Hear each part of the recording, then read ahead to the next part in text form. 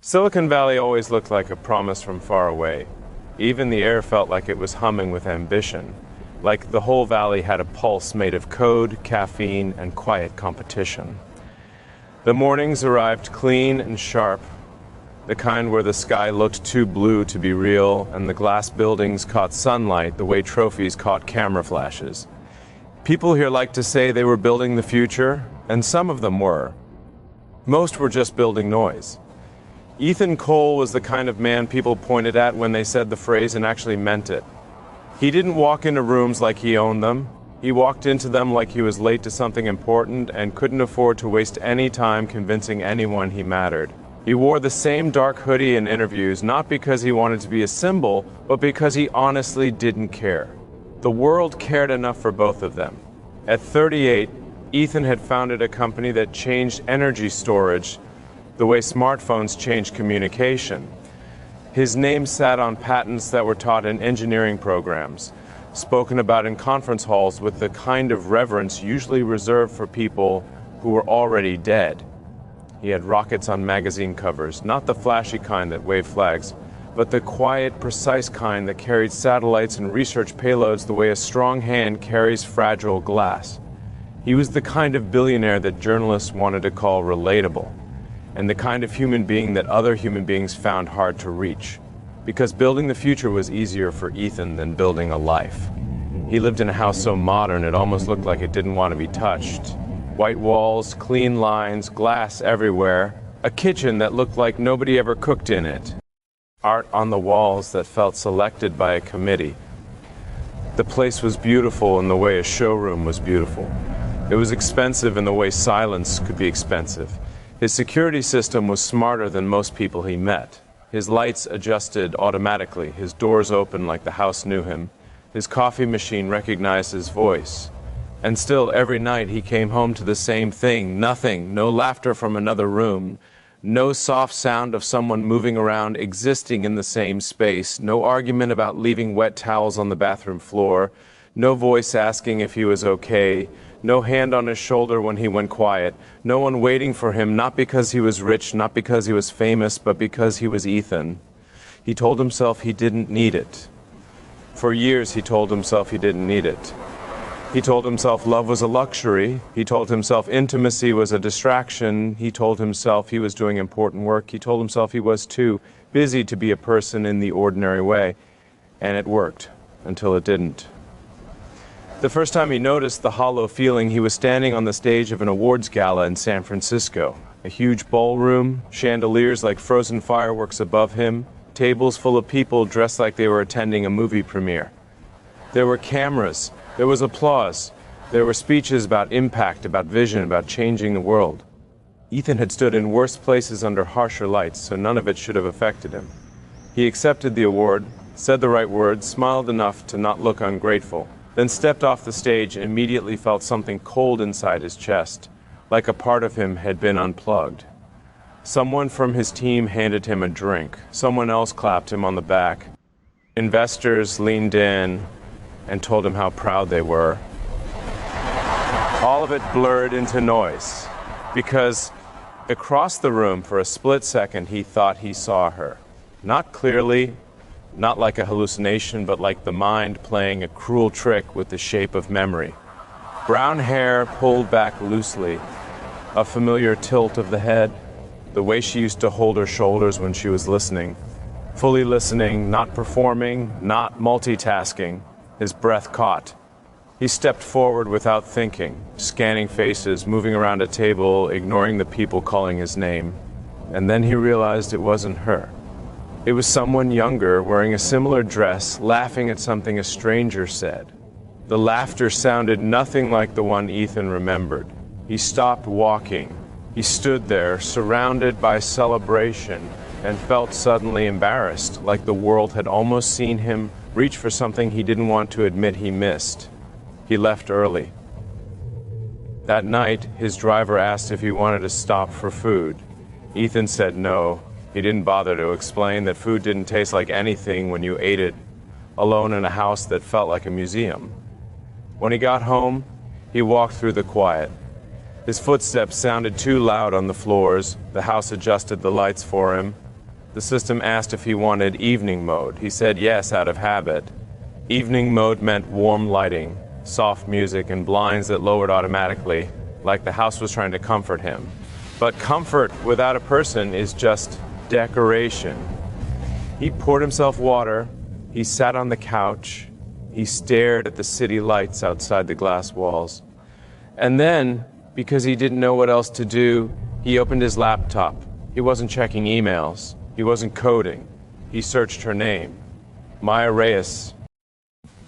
The search results came fast. They always did, like the internet itself had been waiting for him to ask. There were photos, there were articles, there was a short bio that made his stomach tighten. Maya had become a therapist, focused on high-achieving professionals, burnout, relationships, emotional resilience. The kind of work she had always talked about doing, back when Ethan had told her they'd have time for it after the next milestone. He clicked on an interview. A headline appeared at the top of the page. The Quiet Loneliness of Success, Why High Performers Feel Empty. It was a podcast transcript with a video embedded. Maya sat in a studio chair wearing a simple black sweater, looking calm in a way Ethan remembered too well. Not the calm of someone who is untouched by pain. The calm of someone who had been through it and decided not to be ruled by it. He pressed play. Her voice came out warm and steady, but there was a softness in it that made something inside him ache. It wasn't just nostalgia, it was recognition. Like hearing a language you once spoke fluently but hadn't used in years. She talked about identity, about how achievement can become armor, about people who build empires but don't know how to rest, about the difference between being admired and being known. Ethan watched without blinking. Then the host asked a question that landed like a punch. So, Maya, you've worked with some of the most successful founders in the country. Why do you think so many of them struggle in their personal lives? Maya didn't answer immediately. She looked down for a second, then back up. Because they're trained to solve problems, she said, and love isn't a problem. It's a living thing. You don't fix it once and move on. You stay, you tend to it, you show up. And for some people, showing up emotionally feels harder than launching a rocket. The host laughed lightly, like it was a clever metaphor. Ethan didn't laugh. His fingers tightened around the edge of the laptop. Then Maya said something that made his throat go dry. I once knew someone who could build anything, she said, careful with her words. He could take impossible ideas and make them real. But he couldn't build a home. Not because he didn't have money, not because he didn't have space, but because he didn't understand that home is made out of attention, out of presence, out of small moments, and he kept postponing those moments until there was nothing left to postpone. Ethan's chest felt heavy. The host didn't realize what she had done. The host didn't know who she was talking about. But Ethan knew, because Maya wasn't speaking in theory. She was speaking in memory. And that's when the truth hit him, in the simplest, cruelest way. He had built everything except the one place that was supposed to feel like belonging. He closed the laptop, he sat there in silence, and for the first time in years he let himself feel the weight of what he had lost. Maya had entered his life before the awards, before the interviews, before the valuations that made headlines. Back when his company was still a gamble. Back when he slept on an office couch and lived off protein bars and stubbornness.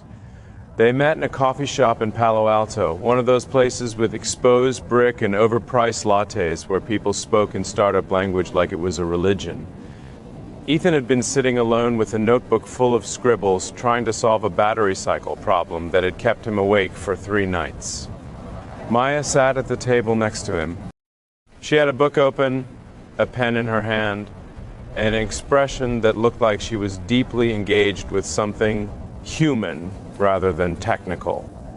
Ethan noticed because he didn't see that expression often in that town. At some point, his pencil snapped. He muttered under his breath. Maya looked up and smiled. Bad day? He glanced at her, slightly irritated that someone had noticed him. Bad week. She nodded like she understood that exact kind of bad week. What are you working on? It's complicated, he said. Try me, she replied. Something about her tone made him answer. Maybe it was the absence of intimidation. She didn't look at him like he was special. She looked at him like he was a person. He explained the problem in messy, imperfect language because he didn't have the energy to translate it into something polished. He expected her eyes to glaze over. Instead, she listened. Not pretending, not performing interest, but actually listening. Asking questions that weren't technical, but precise. So you're trying to make something last longer, she said. Something that keeps degrading over time. Yes, he said, surprised. And people keep telling you it's not possible. Yeah. She leaned back slightly. That sounds exhausting. He shrugged. It's what I do. Maya studied him for a second. Do you ever do anything that doesn't feel like fighting? Ethan didn't know how to answer that. He didn't have a category for it. So he said the truth without realizing it. No. And Maya's face softened in a way that made him feel exposed. Well, she said, I hope you're not doing it alone. He almost laughed, not because it was funny, because it was foreign, but he didn't laugh. He looked at her, really looked. And something in him, something buried under ambition and exhaustion, wanted to be seen by her again. They started meeting for coffee, then dinners that weren't rushed, then late-night conversations that didn't revolve around work. Maya wasn't impressed by his vision the way other people were. She was interested, yes, but not dazzled. She cared more about how he felt when he talked about it. She noticed the way his jaw tightened when he was under pressure. She noticed the way his eyes shifted when he was trying not to admit something hurt. And she called him out on it, gently but firmly. You don't have to win every moment, she told him once, sitting on the floor of his tiny apartment, eating takeout out of cardboard boxes. You can just be here. Being here felt harder than any meeting. But with Maya, he learned, or at least he started to. Then the company started growing. Funding rounds, deadlines, crises. The kind of growth that doesn't feel like success, it feels like being chased. Ethan became a man whose phone never stopped vibrating, whose brain never stopped running, whose sense of self became fused with what he could produce. Maya tried to stay close to him through all of it. She understood what building something meant. She didn't demand he slow down. She asked him not to disappear. At first, Ethan tried. He missed dinners, but he texted. He canceled weekends, but he promised makeups. He kept saying later, later, later. Maya didn't explode. She didn't threaten. She didn't create drama. She just got quieter. That scared him more than anger would have, because quiet was the beginning of distance. One night, Ethan came home at 2 a.m. His laptop bag was heavy, his eyes burned from staring at screens. He opened the door, expecting Maya to be asleep on the couch, like she sometimes was, waiting for him, even when she was tired. But she wasn't there. The apartment was dark and silent. There was a note on the kitchen counter, not dramatic, not long, just 4 words written in her neat handwriting. I needed you here. Ethan read it 3 times, like repetition might change it. He called her. No answer. He texted. No response. The next day, she showed up with a calm that made him anxious. We need to talk, she said. Ethan hated talks. Talks felt like meetings he couldn't solve with logic. Maya sat across from him. She didn't cry. She didn't raise her voice. I love you, she said, but I'm starting to feel like I'm dating your absence. Ethan opened his mouth to defend himself, to explain, to list all the reasons, the pressure, the importance, the mission. Maya held up a hand. I know it's hard. I know you're carrying a lot, but Ethan, you keep asking me to be patient with a future that never arrives. It will, he insisted. I'm just in a storm right now. Maya nodded slowly. I've been storms too. Storms end. But this feels like a climate. He froze. That sentence was too accurate, too sharp.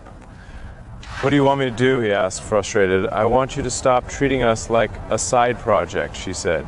I want you to be here, not just in the room, but in your body, in your attention, in your choices. I want you to build this too, Ethan promised. Of course he promised. He meant it when he said it. But meaning something isn't the same as living it. The next month, a manufacturing crisis hit. Investors panicked. Engineers worked overnight. Ethan slept in the lab. Maya brought him food, tried to help, tried to stay close. But she could feel it. He was slipping again. At some point she stopped chasing, and Ethan didn't notice until the chasing was gone. When she left, it wasn't in a dramatic argument.